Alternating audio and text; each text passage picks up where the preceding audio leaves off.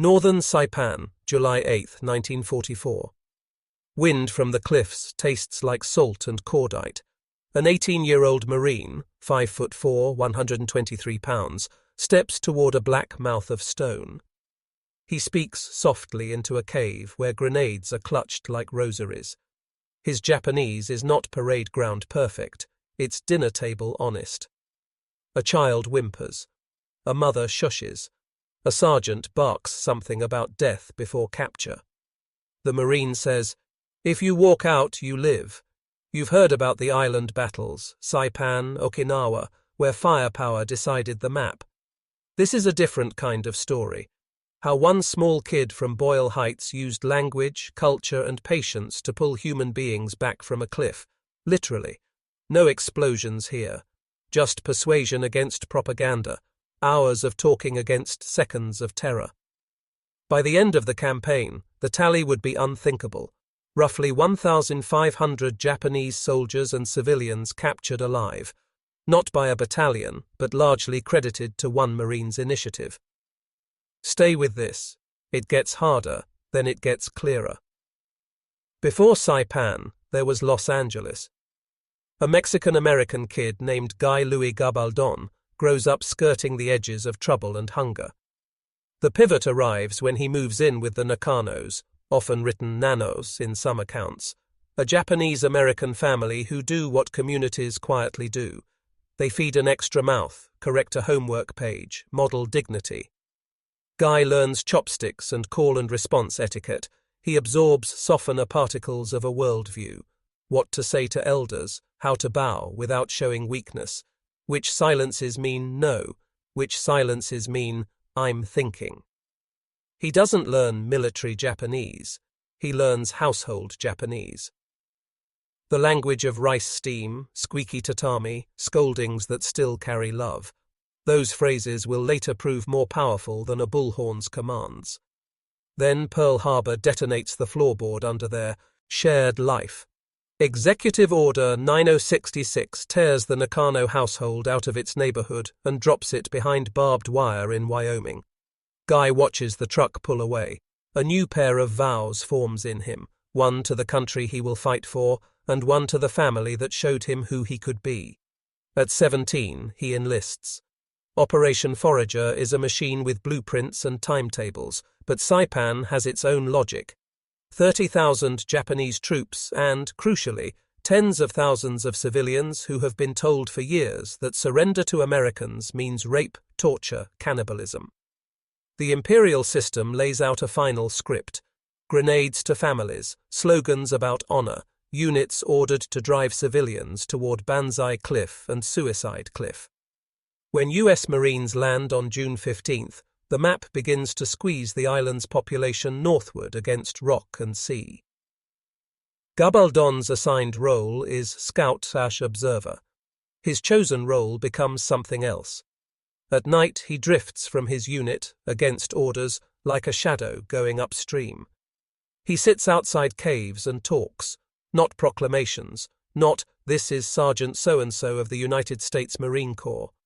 He talks about food, rice, miso, pickled plums, about mothers, about tomorrow. He sketches a path from fear to a concept the propaganda never mentioned: dignity in living. The first surrenders are small. A couple of soldiers, a grandmother with a boy who hasn't stopped shaking since the naval bombardment. Word spreads the way life wants to spread, quietly, stubbornly. On Saipan, rumors can kill. On Saipan, a counter-rumor, that one American speaks like a neighbor, starts to gather weight. Northern Saipan, July 8, 1944. Wind from the cliffs tastes like salt and cordite. An 18-year-old Marine, 5'4", 123 pounds, steps toward a black mouth of stone. He speaks softly into a cave where grenades are clutched like rosaries. His Japanese is not parade ground perfect, it's dinner table honest. A child whimpers. A mother shushes. A sergeant barks something about death before capture. The Marine says, "If you walk out, you live. You've heard about the island battles, Saipan, Okinawa, where firepower decided the map. This is a different kind of story. How one small kid from Boyle Heights used language, culture, and patience to pull human beings back from a cliff, literally. No explosions here. Just persuasion against propaganda, hours of talking against seconds of terror. By the end of the campaign, the tally would be unthinkable. Roughly 1,500 Japanese soldiers and civilians captured alive. Not by a battalion, but largely credited to one Marine's initiative. Stay with this, it gets harder, then it gets clearer. Before Saipan, there was Los Angeles. A Mexican-American kid named Guy Gabaldón grows up skirting the edges of trouble and hunger. The pivot arrives when he moves in with the Nakanos, often written Nanos in some accounts, a Japanese-American family who do what communities quietly do. They feed an extra mouth, correct a homework page, model dignity. Guy learns chopsticks and call and response etiquette. He absorbs softener particles of a worldview, what to say to elders, how to bow without showing weakness, which silences mean no, which silences mean I'm thinking. He doesn't learn military Japanese. He learns household Japanese. The language of rice steam, squeaky tatami, scoldings that still carry love. Those phrases will later prove more powerful than a bullhorn's commands. Then Pearl Harbor detonates the floorboard under their show, a red life. Executive Order 9066 tears the Nakano household out of its neighborhood and drops it behind barbed wire in Wyoming. Guy watches the truck pull away. A new pair of vows forms in him, one to the country he will fight for, and one to the family that showed him who he could be. At 17, he enlists. Operation Forager is a machine with blueprints and timetables, but Saipan has its own logic. 30,000 Japanese troops and, crucially, tens of thousands of civilians who have been told for years that surrender to Americans means rape, torture, cannibalism. The imperial system lays out a final script. Grenades to families, slogans about honor, units ordered to drive civilians toward Banzai Cliff and Suicide Cliff. When US Marines land on June 15th, the map begins to squeeze the island's population northward against rock and sea. Gabaldón's assigned role is scout/observer. His chosen role becomes something else. At night, he drifts from his unit against orders like a shadow going upstream. He sits outside caves and talks, not proclamations, not, "This is Sergeant so-and-so of the United States Marine Corps." He talks about food, rice, miso, pickled plums, about mothers, about tomorrow. He sketches a path from fear to a concept the propaganda never mentioned: dignity in living. The first surrenders are small. A couple of soldiers, a grandmother with a boy who hasn't stopped shaking since the naval bombardment. Word spreads the way life wants to spread, quietly, stubbornly. On Saipan, rumors can kill. On Saipan, a counter-rumor that one American speaks like a neighbor starts to gather weight. Trust doesn't arrive because you tell people you're trustworthy. It accrues when predictions match outcomes. Guy built a chain of low-stakes predictions. If you come out slowly, no one will shoot. No one shoots. If you keep your hands visible, you'll be given water. A canteen appears. If you surrender tonight, you'll see the sun tomorrow. They do. Each fulfilled micro-prediction shrinks propaganda's power. The fear narrative promised a world in which every American action equals atrocity. When the actions fail to match, the brain, wired for survival, chooses the model that yields survival. He uses social proof before social media had a word for it. Early adopters, the elderly man, the mother with the boy, become influencers the cave trusts. Authority is not only rank, it is recognizability. A known neighbor testifying beats a stranger with a megaphone. When the neighbor says, "It's safe," the line moves. Operating like this is not invisible to bullets. At some point, accounts differ. Gabaldón catches machine gun fire, is dragged back, patched, returns. The specifics blur because combat's clock keeps bad time. What matters is that the pattern he invented outlives his presence. Other Marines start trying versions of it. More caution, more interpreters, more hand gestures learned overnight. The island campaign ends on July 9th. The cliff waves die back to ordinary ocean wind. The math is still monstrous, thousands dead, but the saves are no longer zero. If you're tempted to reduce this to one quirky hero, don't. Treat it as a case study in applied culture under terror pressure. The lesson scales beyond the Pacific. In any conflict system, language plus cultural honor codes plus time can create decision space where propaganda has tried to erase it. You don't need perfect grammar. You need human grammar: food, family, tomorrow. The story also refuses neatness. The same count. Try that birthed the Marine incarcerated the Japanese-American family that equipped him to save Japanese civilians. The contradiction doesn't cancel the heroism, it complicates it. History's algorithm favors complexity told clearly. In the next part, we'll track what happened after July 8th, how the capture numbers grew, how officers argued over citations, how Hollywood distorted and the veteran answered, and how a life lived after Saipan kept trying to explain. I didn't win by scaring them. I won by sounding like home. The morning after any miracle is bookkeeping. Marines with clipboards list headcounts. Interpreters re-ask names already spoken the night before because accurate spellings matter when you're registering people who were hours from not existing. A pile of confiscated grenades grows on a poncho, a glinting mound of decisions that will not be made. In one direction, coursemen kneel with tins of salve and the kind of quiet that communicates more than language does. In the other, officers argue policy and precedent because the Corps rewards courage, but it also distrusts anything that looks like improvisation beyond the chain of command. And what Guy Gabaldón did was improvisation made flesh. There is always someone in the tent who says, "He can't keep doing that, it'll get him killed," and someone else who says, "He can't stop doing that, it's getting people killed when he doesn't." Both are right. You can love the Marine Corps for its discipline and still admit that institutions develop antibodies to anomalies. A teenager walking alone into the dark and returning with prisoners was an anomaly with a heartbeat. The brass had to translate him into paperwork that fit a rack of regulations. The first translation was a commendation. The second was a warning to remain with his unit. The third, unspoken but understood, was this: whatever else we think, the numbers are real. The numbers kept coming. Caves are networks, not singularities. Word moves along rock like water. A grandmother who walked out yesterday tells her sister in the next pocket of stone that the Americans gave her broth.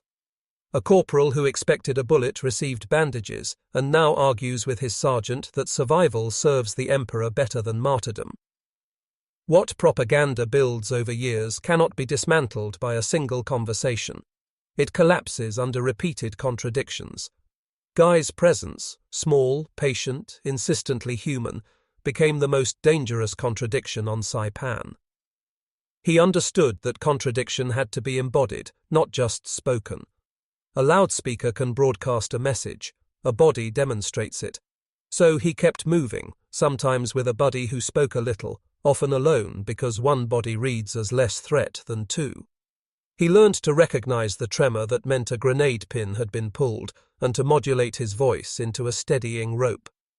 He learned to ask first for the person in the group who set the tone, an elder, a non-commissioned officer, a mother with the baby everyone deferred to, and to aim his words at them while letting everyone else overhear. The theater of persuasion has a front row.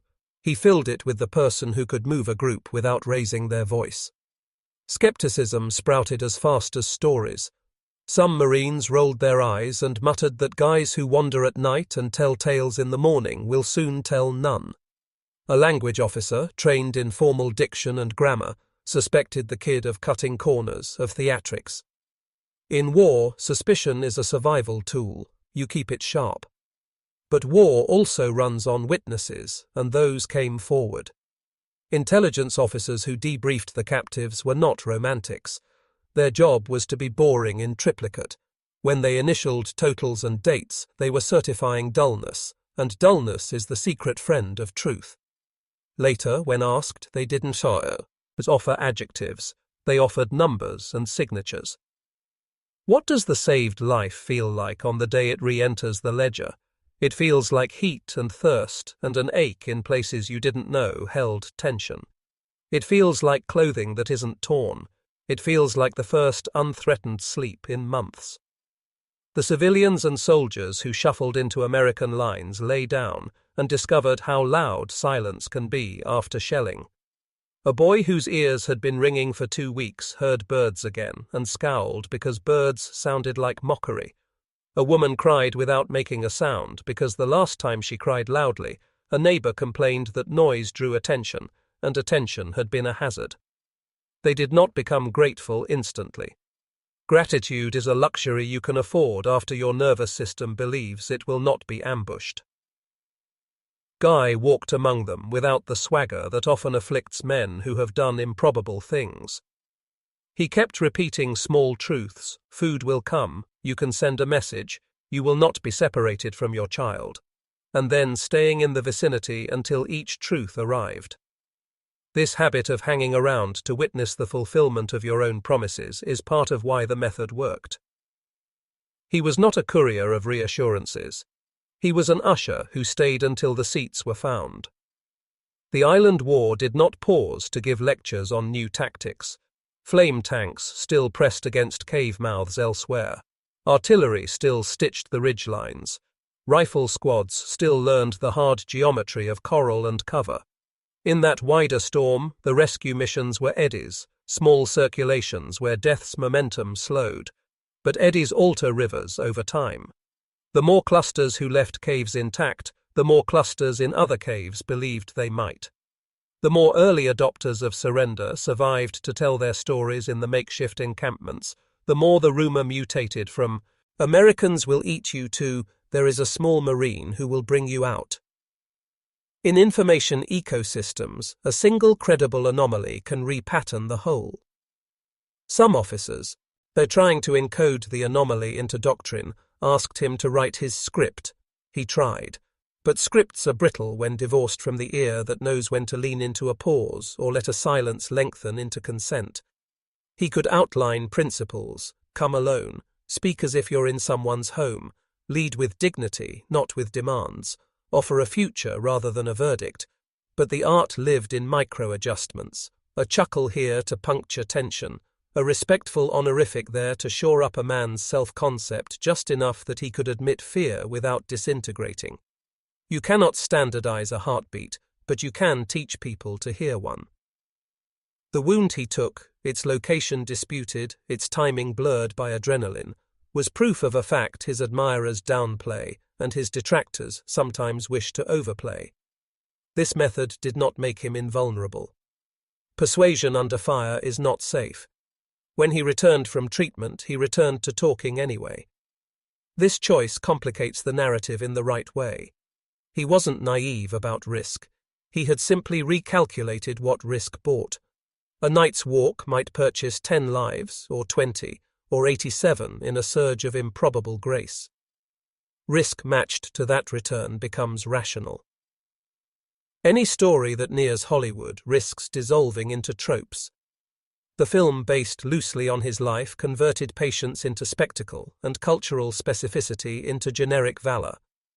It also washed his Mexican-American identity into something easier to cast. Guy watched himself be translated into a taller, bluer-eyed hero and felt the gap between truth and market. He kept telling his version anyway, in school gyms and VFW halls, because it is one thing to be seen and another to be understood. Both matter. He wanted the second more than the first. If the Corps was ambivalent about his methods in the moment, the citations that arrived later tried to square the ledger. The upgrade to the Navy Cross placed him in a lineage of valor that sometimes forgets that restraint is courage. He wore the decoration without letting it do all the talking. The ribbon is a sentence. The work he described was a paragraph. The lives he pointed to were the book you should read. Critics persisted, often fairly. Memory is a trickster, and men who survive the unrepeatable are prone to retellings that gild edges or elide helpers. He did promote his story. He wrote a memoir. That is not proof of deceit. It is evidence of a man who believed his method carried lessons beyond his span. The question is not whether he liked attention.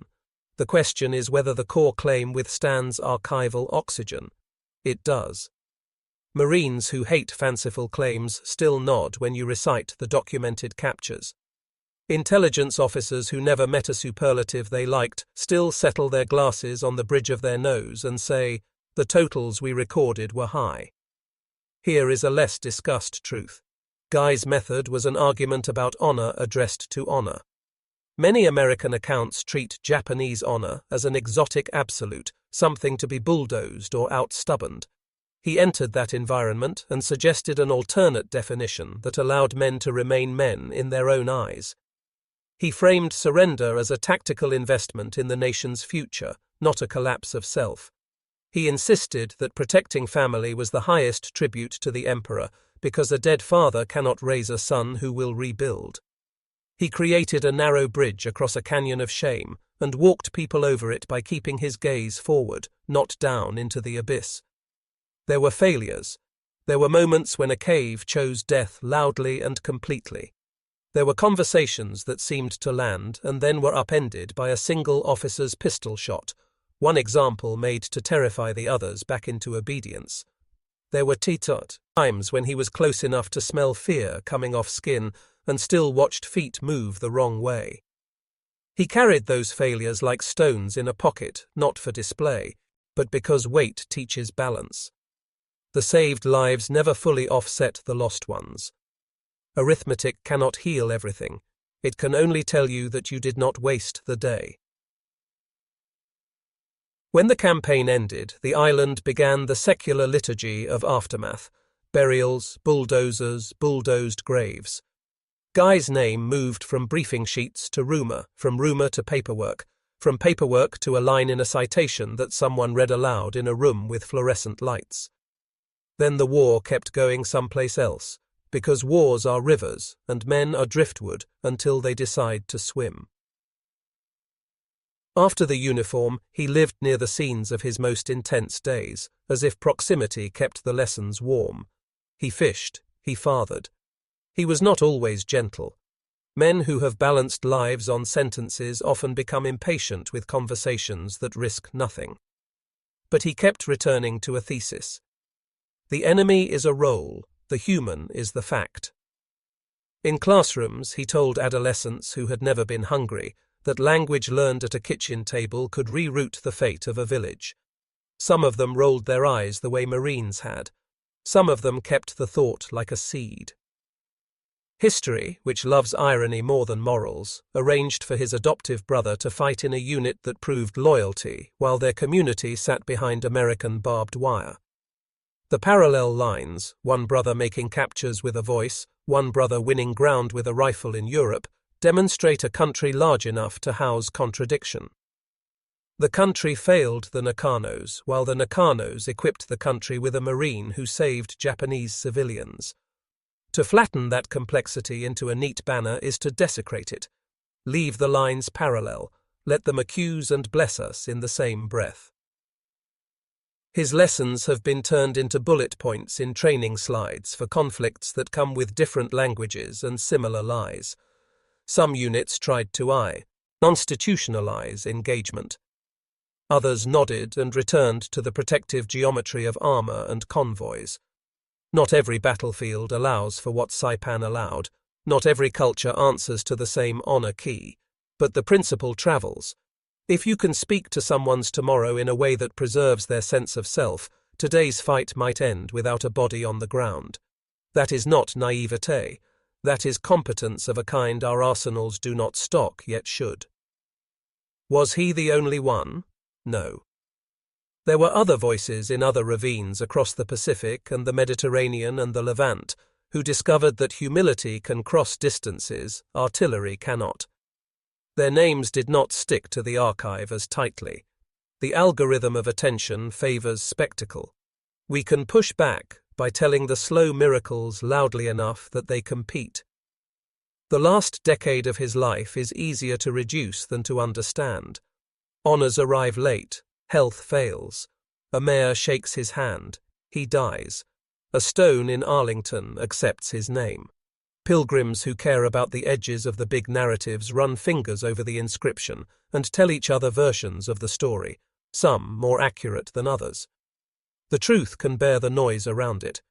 The archive sits nearby, patient, ready to steady a fact when retellings tilt.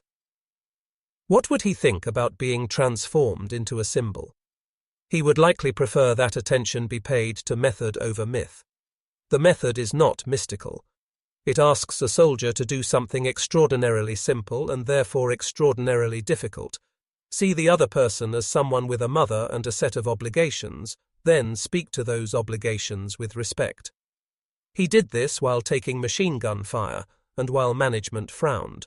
You can do it while someone tweets angrily or while a city council yells. It is the same muscle, just under less load. This part of the story ends not with a medal, but with an image. Not the cliffs, not the cave, not the ledger of names. The image is a canteen extended from one trembling hand to another, and the steadiness that passes along with the water.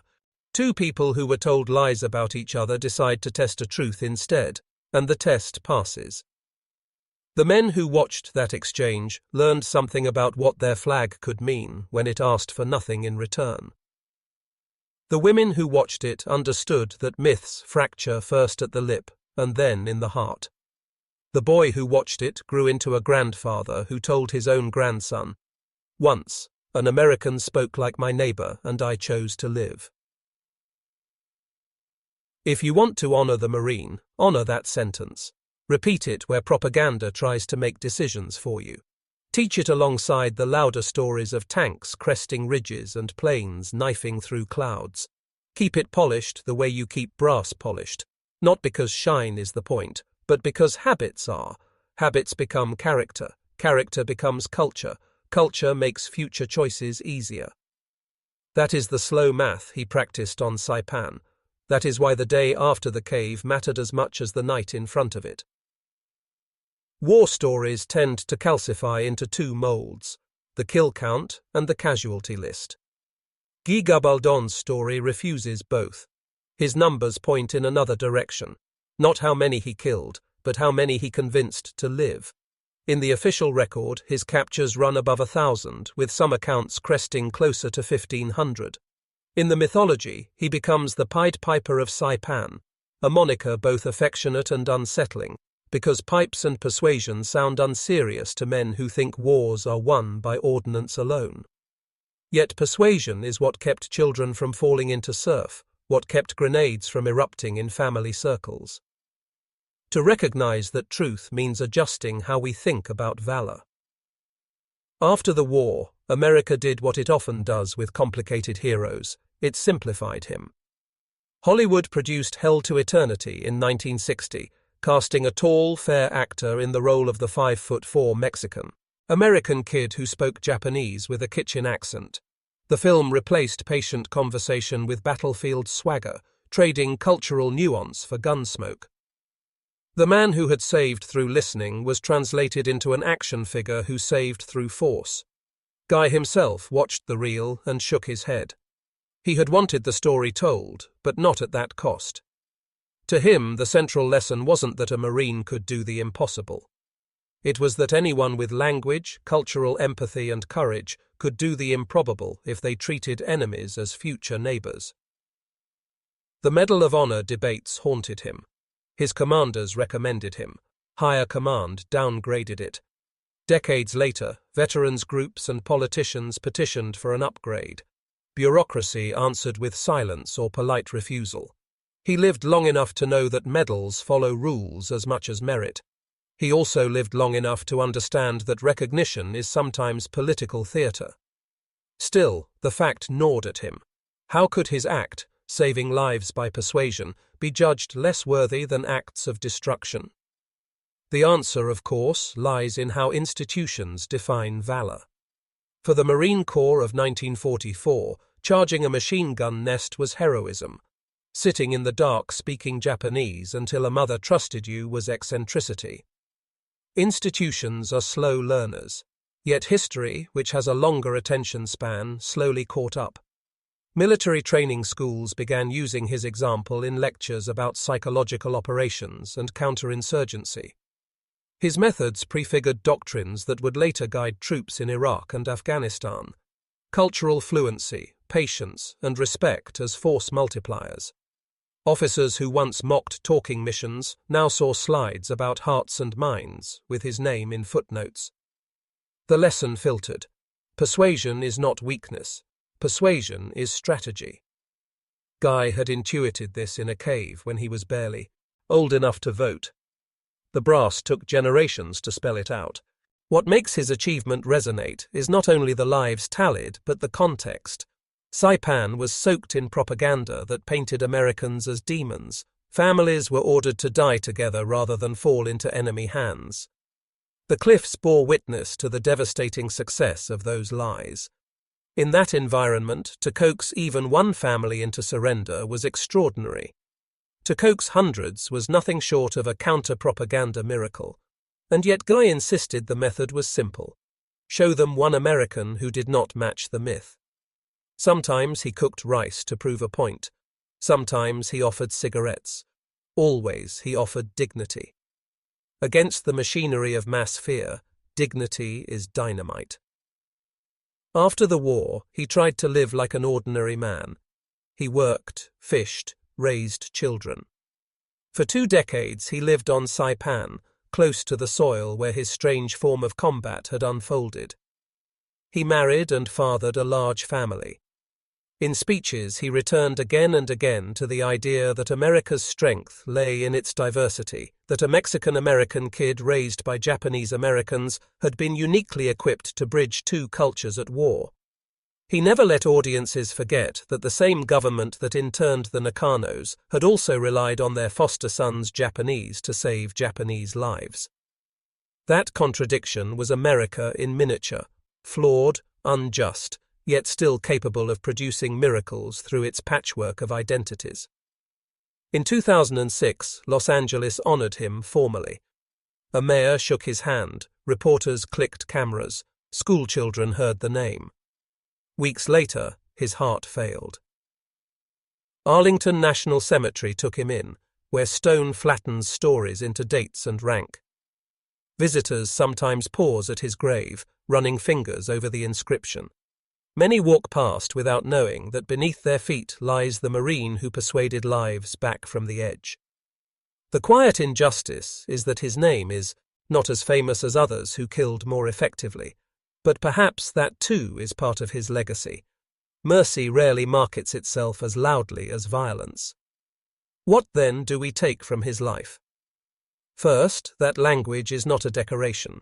It is a weapon and a bridge, capable of reprogramming belief faster than propaganda can reassert itself. Second, that diversity is not only symbolic but tactical. America's patchwork produced someone who could speak across an abyss. Third, that valor comes in many registers, some loud, some quiet, and we impoverish ourselves when we only decorate the loud ones. Fourth, that one person's initiative can ripple outward, not only saving contemporaries, but influencing doctrines decades later. His story also cautions us. Skepticism is healthy. Some of his numbers may never be perfectly verified. Memory expands and contracts over years. Memoirs bend toward narrative clarity. But the core remains verified by records and officers. He saved hundreds in a single campaign. He persuaded where others could not. And he left behind proof that persuasion has a place in war as real as firepower. That is enough. That is more than enough. Imagine the cliffs of Saipan. The wind still howls there, carrying the sound of surf and the ghosts of those who jumped. Tourists walk paths where mothers once held children tightly for a final step. Monuments now stand, inscribed in multiple languages, urging remembrance. Few plaques mention the small Marine who talked families down from ledges of fear into futures they had been told didn't exist. Yet his presence lingers, stitched into the island's memory, whispered in stories about survival. History's algorithm pushes forward what gets repeated, cited, framed, and shared. If we repeat Guy Gabaldon's story, not as myth but as verified fact tempered with humility, then we push forward a narrative where courage equals preservation, where saving outweighs killing, where listening counts as strategy. That algorithm is ours to run. The final measure of his life is not medals or movies, but arithmetic. 1,500 people lived because one Marine chose patience over violence. Each of those lives multiplied into children, grandchildren, and entire lineages that stretch into the present. We count history in battles and borders, but perhaps we should count it also in the children born because someone decided not to fire a shot. By that measure, Guy Gabaldon's war record is among the most extraordinary of the 20th century. He remains proof that even in the darkest campaigns there is room for light made from words, for courage made from patience, for victories measured not in ground taken but in lives not lost. His nickname, the Pied Piper of Saipan, is clumsy but true. He piped not with music but with trust, and 1,500 followed. That sound, faint but enduring, is still worth listening to,